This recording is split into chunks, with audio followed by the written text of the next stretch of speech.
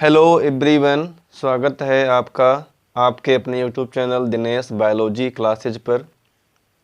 बच्चों, आज के इस वीडियो में हम अध्ययन करेंगे जैव विकास अर्थात इवोल्यूशन का एक बेहतर और अच्छा टॉपिक डार्विनवाद, जो आपके बोर्ड एग्ज़ाम और अन्य परीक्षाओं में भी इनसे जुड़े हुए प्रश्न पूछे जाते रहते हैं। डार्विनवाद, जिसे चार्ल्स रॉबर्ट डार्विन ने प्रस्तुत किया है। चार्ल्स रॉबर्ट डार्विन ब्रिटेन के प्रसिद्ध प्रकृतिवादी वैज्ञानिक थे, जिन्होंने जैव विकास के संबंध में प्राकृतिक वर्णन का सिद्धांत प्रस्तुत किया है, जिसे डार्विनवाद के नाम से जाना जाता है। प्राकृतिक चयन का सिद्धांत ही डार्विनवाद के नाम से जाना जाता है। इनके इतिहास के बारे में जानेंगे। इनका जन्म 12 फरवरी 1809 में इंग्लैंड में हुआ था। सन 1831 में इन्होंने एमएचएस बीगल नामक समुद्री जहाज़ से कई देशों की यात्राएं किया और इन्होंने लगभग इस जहाज़ पर यात्रा करते हुए 5 वर्ष व्यतीत किया था और विभिन्न देशों के जंतुओं को देखा और उनके स्पेसिमेन अर्थात नमूनों को एकत्र कर अध्ययन किया। 20 वर्षों तक परीक्षण एवं अध्ययन के पश्चात 1859 ईस्वी में जैव विकास के ऊपर उन्होंने अपनी पुस्तक प्राकृतिक चयन द्वारा नई जातियों की उत्पत्ति, origin of species bye means of natural selection, इसकी जो पूरी पुस्तक का इंग्लिश लैंग्वेज में रूपांतर है origin of species by natural selection,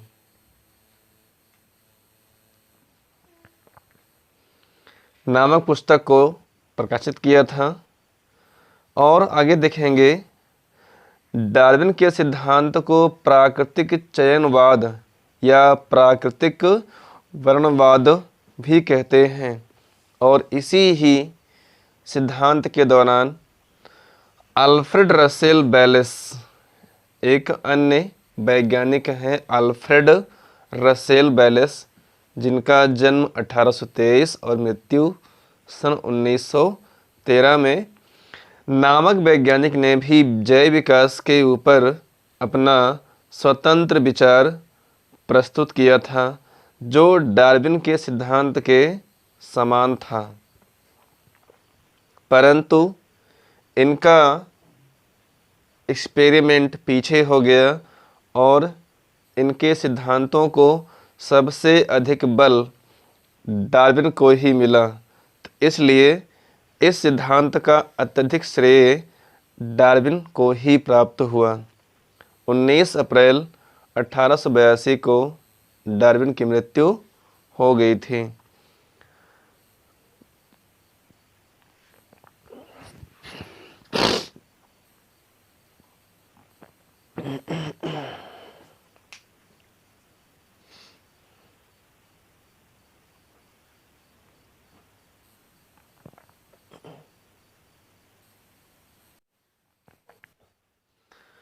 आइए जानते हैं, डार्विनवाद मुख्यतः निम्नलिखित तथ्यों पर आधारित है। सबसे पहला, जीवों में संतानोत्पत्ति की प्रचुर क्षमता होती है। प्रकृति में जितने भी जीवधारी हैं, सभी में संतान उत्पत्ति की अपार क्षमता होती है, जिसके फलस्वरूप सदस्यों की संख्या रेखा गणितीय अनुपात में बढ़ती है। जैसे मादा स्कैरिस, जो कि निमेटोडा का एक जंतु है और इस निमेटोडा को भी हम फाइलम एस्के हेलमिंथीज या निमेटी हेलमिंथीज भी कहते हैं। तो इस संघ का एक जंतु है एस्कैरिस और मादा स्कैरिस अपने जनन काल में और जीवन काल में लगभग 2.7 करोड़ अंडे देती है। यदि सभी अंडे एक साथ पूर्ण रूप से विकसित हो जाएं, तो पृथ्वी पर अन्य जीवों के लिए कोई स्थान शेष नहीं बचेगा।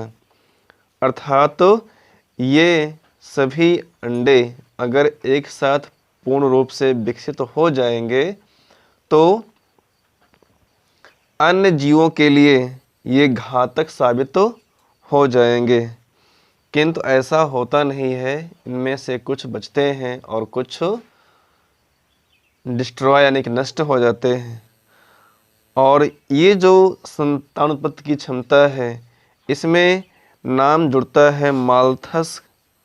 माल्थस एक ऐसे साइंटिस्ट हैं जिन्होंने जनसंख्या पर अपना लेख प्रस्तुत किया था। तो जनसंख्या के बारे में माल्थस ने दर्शाया हुआ है और इसी माल्थस के विचारधारा को जान करके डार्विन में जीव में संतान उत्पत्ति की प्रचुर क्षमता का यह तथ्य प्रस्तुत किया था।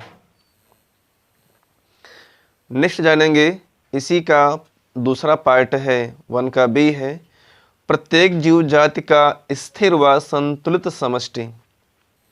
किसी भी जीव जाति की संख्या में रेखा गणितीय अनुपात में वृद्धि नहीं होती है, क्योंकि कई बार अनेक कारकों के प्रभाव से सभी शिशु वयस्क होने तक जीवित नहीं रहते हैं, अर्थात वे जीव जनन योग्य नहीं रह पाते हैं।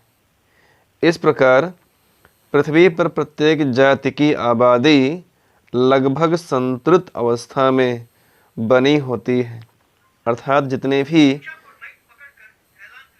स्पीशीज हैं सभी जीवधारियों में भोजन के लिए,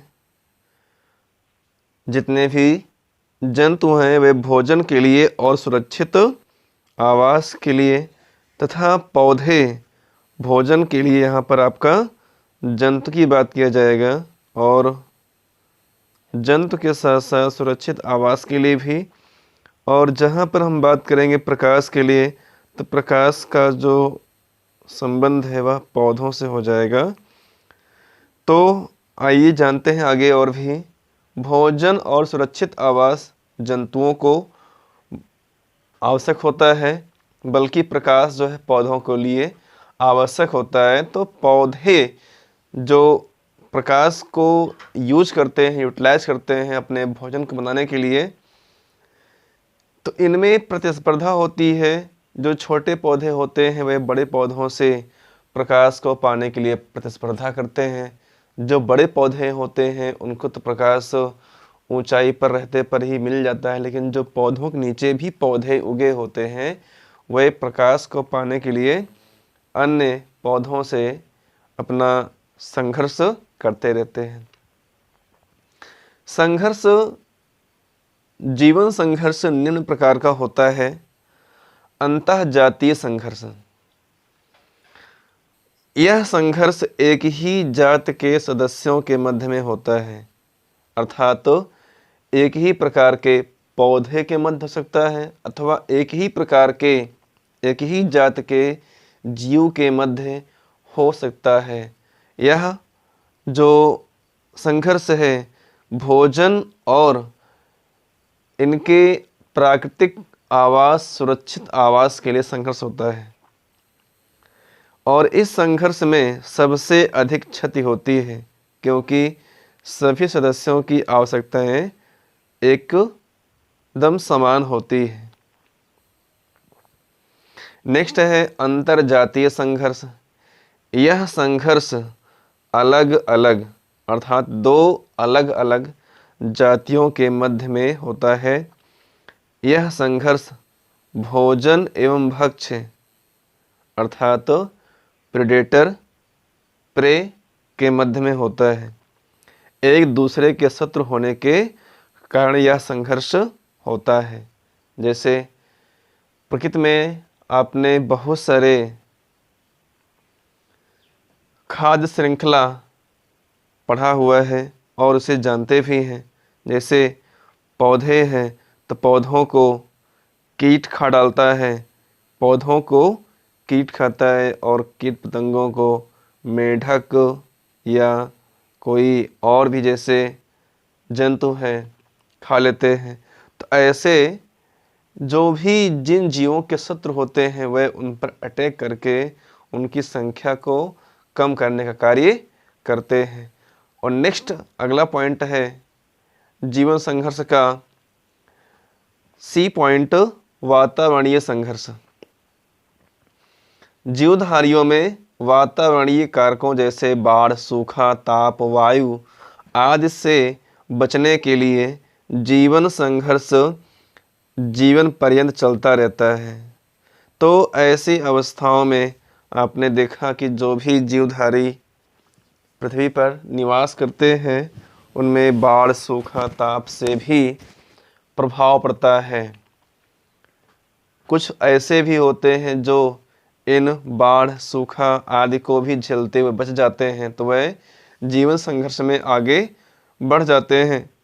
और जो जीवधारी इस प्रकार के वातावरणीय कारकों को भी नहीं सह पाते हैं वह यहाँ से लुप्त हो जाते हैं या मृत हो जाते हैं।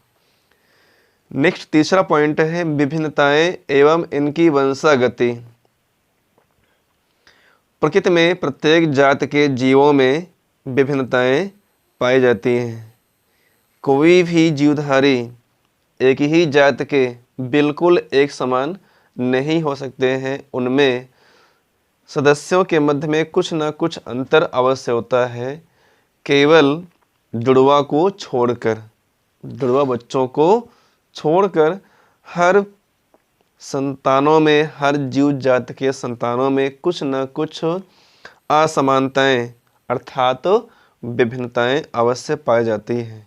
विभिन्नताएं वंशागत होती हैं, अर्थात जो भी वेरिएशंस जीवों में अचीव होते हैं वो अगली पीढ़ी में ट्रांसफ़र भी होते हैं, अर्थात वंशागत होती हैं। विभिन्नताएं लाभदायक और हानिकारक अथवा निरर्थक भी होती हैं।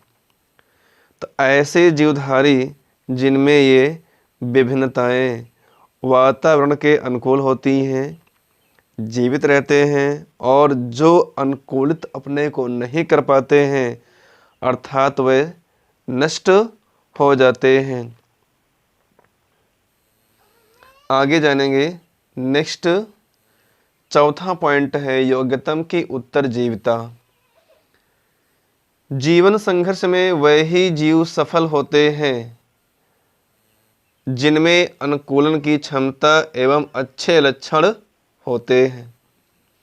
कहने का आशय यह है कि वही जीवधारी अपने जीवन संघर्ष में सफल हो पाते हैं जिनमें अनुकूलन की क्षमता होती है, अर्थात उनमें अपने आप को एडॉप्ट करने की कैपेबिलिटी होती है और अच्छे लक्षण होते हैं। ऐसे जीव अपने आप को वातावरण में निरंतर होते रहने वाले परिवर्तनों के अनुसार अनुकूलित किए रहते हैं, और जो जीवधारी ऐसा नहीं कर पाते हैं वे नष्ट हो जाते हैं। योग्यतम की उत्तरजीविता के बारे में हर्बर्ट स्पेंसर ने कहा है। हर्बर्ट स्पेंसर ने बताया कि जीवन संघर्ष में जो जीव सफल होते हैं वही इस धरातल पर विद्यमान रहते हैं, बाकी नष्ट हो जाते हैं। और इसी को ही हर्बर्ट स्पेंसर ने योग्यतम की उत्तरजीविता कहा है, सर्वाइवल ऑफ फिटेस्ट कहा है, जबकि डार्विन ने इसे प्राकृतिक चयन कहा, अर्थात प्राकृतिक चयन या नेचुरल सिलेक्शन कहा है। और इसी श्रृंखला में पांचवा तथ्य है अनुकूलन। वातावरण के प्रति यहाँ पर बात की जाती है। वातावरण परिवर्तनशील है। जीवनधारी स्वयं को वातावरण के अनुसार अनुकूलित कर लेते हैं और वे जीवित रहते हैं। जो स्वयं को अनुकूलित नहीं कर पाते हैं वे नष्ट हो जाते हैं। जैसे मीसोजोइक महाकल्प के विशालकाय सरीसृप स्वयं को वातावरण से अनुकूलित न रख पाने के कारण नष्ट हो गए। मीसोजोइक इरा में डायनासोर आए थे, डायनासोर्स आए थे और उसी डायनासोर में यहाँ पर देखा जाएगा तो जो मीसोजोइक इरा है इसे age of reptiles, age of reptile कहा गया हुआ है, अर्थात सरीसृपों का युग कहते हैं।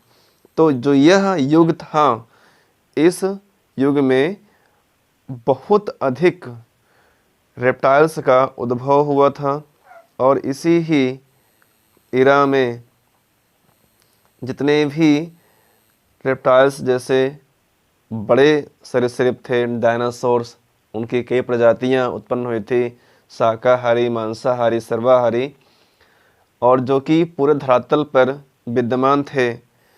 तो ये उसी कल्प में पैदा भी हुए थे और उस समय उस परिस्थितियों में कुछ न कुछ वातावरणीय कारकों के द्वारा ये अपने को एडॉप्ट ना कर पाए और ये लुप्त हो गए थे।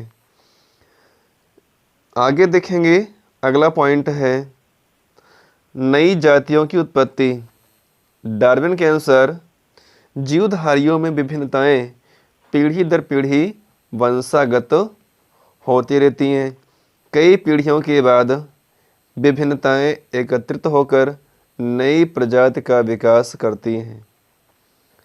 नई पीढ़ी के सदस्य पुरानी पीढ़ी के सदस्यों से बिल्कुल भिन्न हो जाते हैं और उन्हें एक नई जाति का सदस्य मान लिया जाता है। इसी आधार पर डार्विन ने जाति के उद्भव अर्थात origin of species, origin of species सिद्धांत का प्रतिपादन किया था। ठीक, अब आगे जानते हैं। जैसे एग्जाम्पल के रूप में है शेर, चीता, बिल्ली, तेंदुआ, चारों ये जो नाम दिए जा रहे हैं, शेर, चीता, बिल्ली, तेंदुआ, सबकी रचना और स्वभाव एक दूसरे से मिलते जुलते हैं।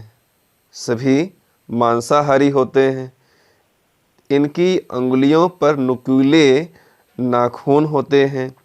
इससे पता चलता है कि इन सभी का विकास एक ही पूर्वज से हुआ होगा, परंतु धीरे धीरे अपने को सुरक्षित रखने तथा जीवित रहने के लिए अलग अलग वातावरण में बिखर गए। फिर वातावरण के अनुकूल परिवर्तनों के फलस्वरूप इन जंतुओं ने अलग अलग जातियों का निर्माण कर लिया। डार्विन के उपर्युक्त नियम बैलेस के संक्षेप में चार्ट द्वारा प्रस्तुत किया है, जिसे बैलेस चार्ट कहते हैं। तो बाद में बैलेस नामक एक साइंटिस्ट हुए जिन्होंने डार्विन के सिद्धांतों को एक संक्षिप्त चार्ट में प्रस्तुत किया है। और जानते हैं चार्ट क्या कहता है। बैलेस के चार्ट के अनुसार बताया गया हुआ है कि जितनी भी जीव जातियां हैं इसमें तथ्य बता रहा है और उसके क्या क्या परिणाम सामने आए। तो तथ्यों और परिणामों को देखते हुए बताया गया है। पहला पॉइंट है खंड का। खंड का में पहला, जीवों में संतानोत्पत्ति की प्रचुर क्षमता होती है और जीवों की संख्या में लगभग स्थिरता रहती है। और इसका परिणाम क्या निकला? जीवन संघर्ष, अर्थात जितने भी जीवधारी हैं सभी में संतान उत्पत्ति की अपार क्षमता होती है और जीवों की संख्या भी लगभग प्रकृति में स्थिर बनी रहती है। तो इसका परिणाम क्या निकला? जीवन संघर्ष, अर्थात सभी जीवधारी जीवन संघर्ष के परिणाम स्वरूप उनकी संख्या बिल्कुल फिक्स बनी रहती है। अब आगे हम बात करते हैं खंड खा है तथ्य जीवन संघर्ष। जब कोई जीवधारी जीवन में संघर्ष करेगा तो उसमें कुछ न कुछ विभिन्नताएं आएंगी और विभिन्नता अगर होगी तो विभिन्नता आनुवंशिकता में भी बदल जाती है, अर्थात जो भी विभिन्नताएं हैं उनकी वंशागति अगली पीढ़ी में होती रहती है।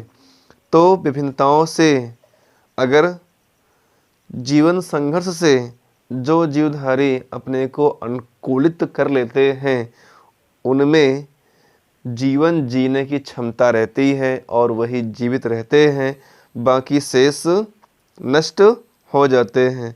तो जो जीवन संघर्ष में सफल होते हैं उसी के परिणाम स्वरूप योग्यतम की उत्तरजीविता प्राप्त होती है, अर्थात वही जीव प्रकृति के योग्य होते हैं, बाकी अयोग्य हो जाते हैं। जो योग्य होते हैं वे जीवित होंगे और जो अयोग्य हो जाएंगे वे प्रकृति में मर जाते हैं, अर्थात प्रकृति उनको चुनती नहीं है। और इसी क्रम में तथ्य अगला है योग्यतम की उत्तरजीविता।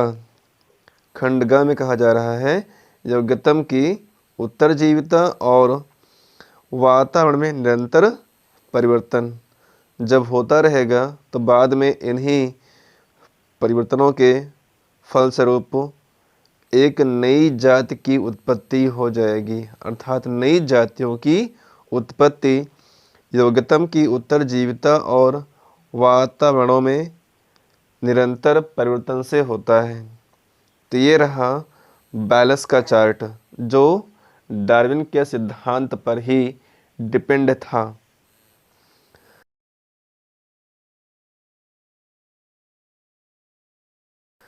और इसी श्रृंखला में आगे जान लेते हैं डार्विन के सिद्धांत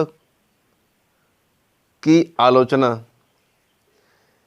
अनेक वैज्ञानिकों ने भी डार्विन सिद्धांत की आलोचना किया हुआ है। डार्विन की आलोचना एडम सिजविक एवं रिचर्ड ओवन नामक वैज्ञानिकों और इनके कुछ और अन्य सहयोगी भी थे जिन्होंने इनकी आलोचना किया हुआ है। डार्विन की आलोचना में निम्नलिखित आपत्तियां बताई गई हुई हैं। पहला पॉइंट,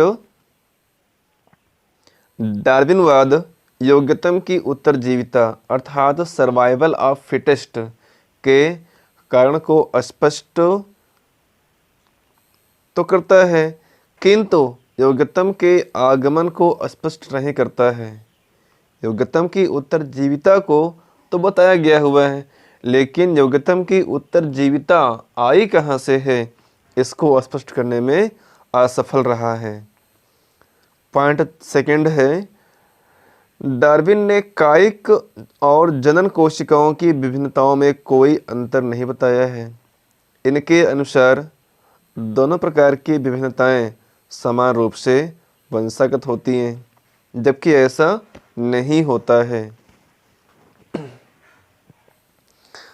अगला पॉइंट है थर्ड, डार्विन के प्राकृतिक चयनवाद में यह कहा गया है कि छोटी छोटी विभिन्नताएं पीढ़ी दर पीढ़ी स्थापित होकर या वंशागत होकर प्रबल हो जाती हैं, लेकिन इस क्रिया में आवश्यकता से अधिक विशिष्टता भी आ सकती है।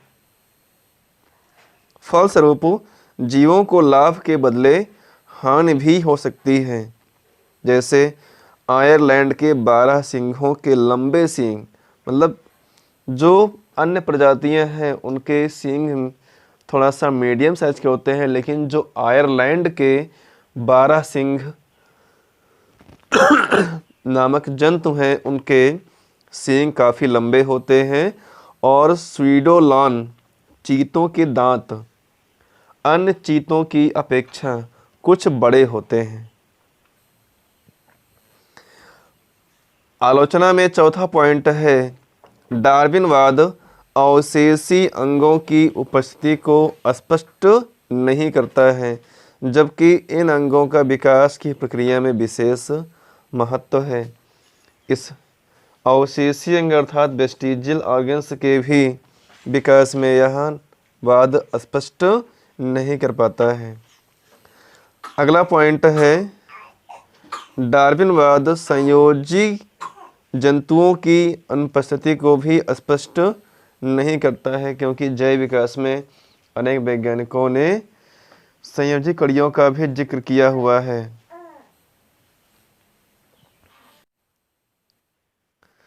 अगला पॉइंट है, डार्विनवाद जीन के परिवर्तनों के कारण विच्छिन्न विभिन्नताओं अथवा उत्परिवर्तन को स्पष्ट नहीं करता है, जबकि प्रकृति में उत्परिवर्तन भी होते रहते हैं। डार्विनवाद द्वारा यह स्पष्ट नहीं होता कि विभिन्नताएं जिनकी वंशागति होती है वह एक पीढ़ी से दूसरी पीढ़ी में किस प्रकार पहुंचती हैं। मतलब डार्विन ने बताया कि जो विभिन्नताएं वेरिएशंस उत्पन्न होते हैं जीवों में वह पीढ़ी दर पीढ़ी वंशागत तो होते हैं, लेकिन वंशागति किस प्रकार से होती है इसको नहीं बताया। अर्थात डार्विन ने आनुवंशिकी के सिद्धांतों को यहाँ पर साबित नहीं किया है। नेक्स्ट टॉपिक है नव डार्विनवाद, अर्थात डार्विन की सिद्धांतों में जो भी कमियां थी उसको दूर करके जो सिद्धांत नया बनाया गया उसे नव डार्विनवाद या नियो डार्विनिज्म कहते हैं।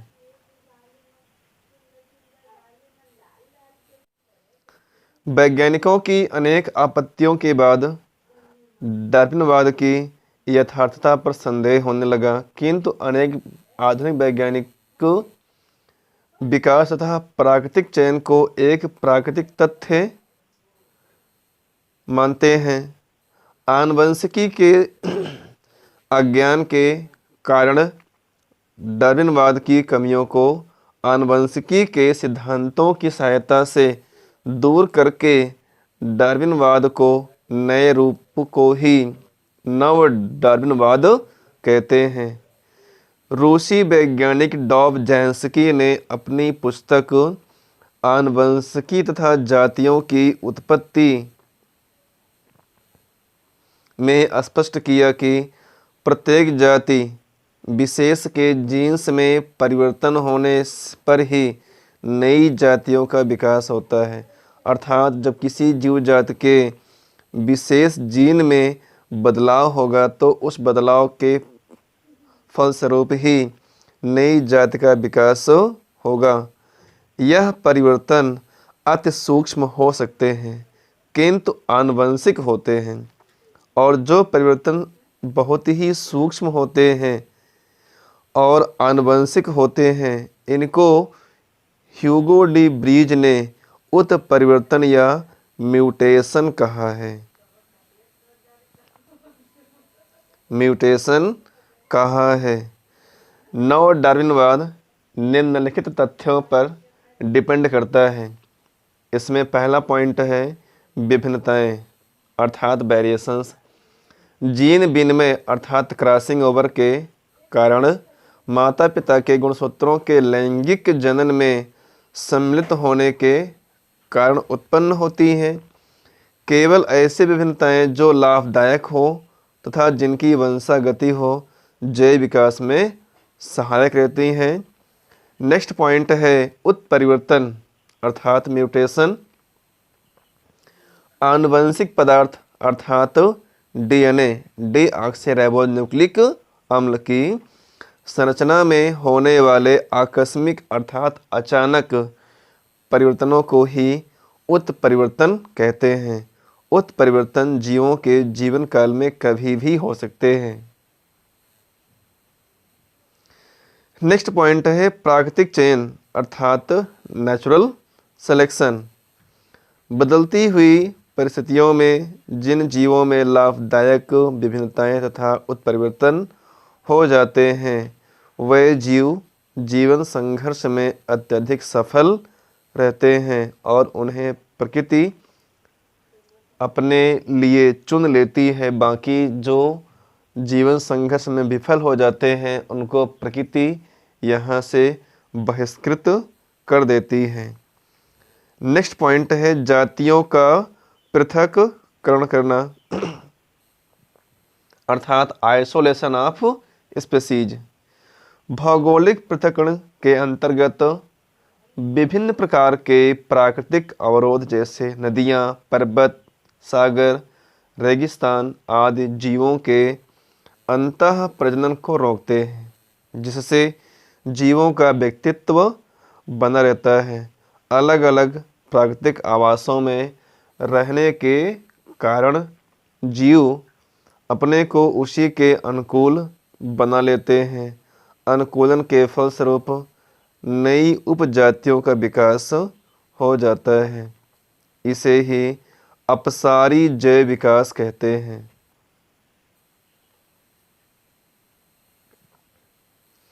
दो भिन्न जातियों में लैंगिक पृथक्करण होता है। इनमें लिंगी जनन नहीं होता है।